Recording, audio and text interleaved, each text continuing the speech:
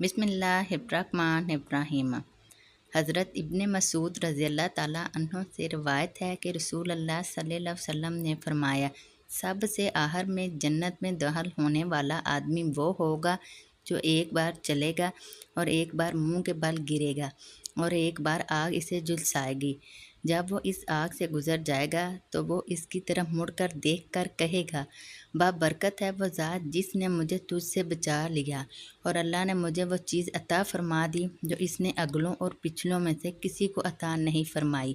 اسے ایک درخت دکھایا جائے گا تو وہ عرض کرے گا، رب جی مجھے اس درخت کے قریب کر دیں تاکہ میں اس کے سائے سے سایہ حاصل کر سکوں اور اس کے پاس چشمے کے پانی سے پانی پی سکوں۔ اللہ فرمائے گا، ابن آدم شاید کہ میں وہ تجھے عطا کر دوں تو پھر تم اس کے علاوہ کسی اور چیز کا مطالبہ کرو گے۔ وہ عرض کرے گا، رب جی نہیں۔ وہ اس سے معاہدہ کرے گا کہ وہ اس سے اس کے علاوہ کسی اور چیز کا مطالبہ نہیں کرے گا اور اس کا رب سوال کرنے پر اسے معذور سمجھے گا، کیونکہ وہ ایسی چیزوں کا مشاہدہ کرے گا جنہیں دیکھ کر وہ صبر نہیں کر سکے گا۔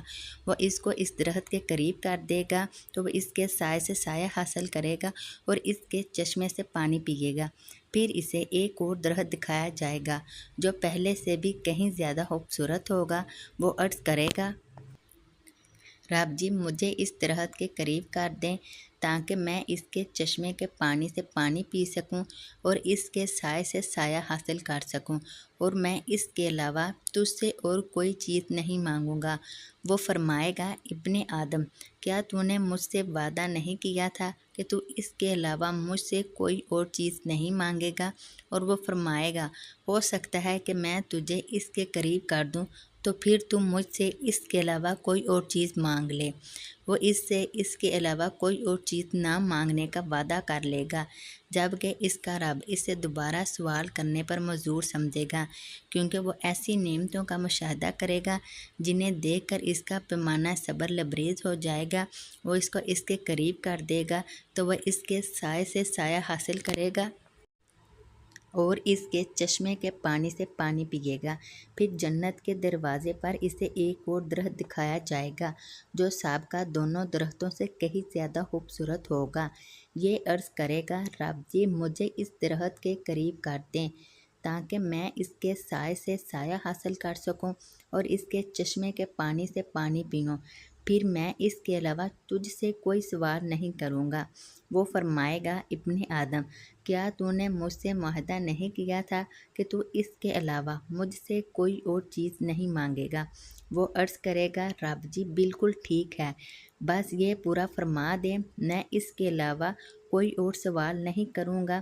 اس کا رب اسے معذور سمجھے گا۔ پھر وہ ایسی نعمتوں کا مشاہدہ کرے گا جنہیں دیکھ کر وہ صبر نہیں کر سکے گا۔ وہ اس کے قریب کر دے گا، جبکہ وہ اسے اس کے قریب کر دے گا تو وہ اہل جنت کی آوازیں سنے گا۔ تو عرض کرے گا، رب جی مجھے اس میں داخل فرما دیں۔ وہ فرمائے گا، ابن آدم کون سی چیز چاہنے کے بعد تو مجھ سے سوال کرنا ترک کرے گا؟ کیا تو راضی ہو جائے گا کہ میں دنیا کے برابر اور اس کی مثل مزید تجھے عطا کر دوں؟ وہ عرض کرے گا، رب جی کیا آپ مجھ سے مذاق کرتے ہو جبکہ آپ رب العالمین ہو؟